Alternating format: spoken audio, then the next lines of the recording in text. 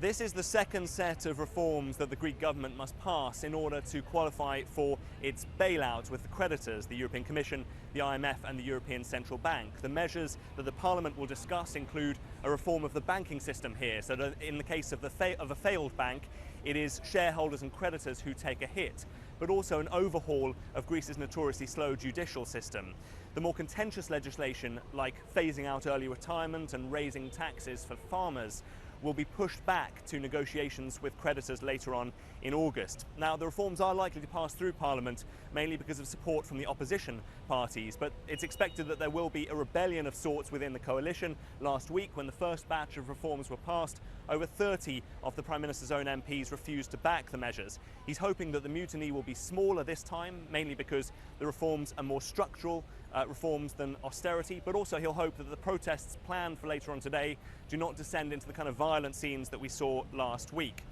If Parliament passes the reforms, then the government will begin a process of negotiating the bailout with creditors that it hopes to conclude by the 20th of August, and which could unlock a bailout of up to 86 billion euros. But the government and the IMF insists that on top of the loan, there needs to be a serious discussion on restructuring Greece's debt to make it viable and to give this country a hope at least of emerging from its worst financial crisis in living memory.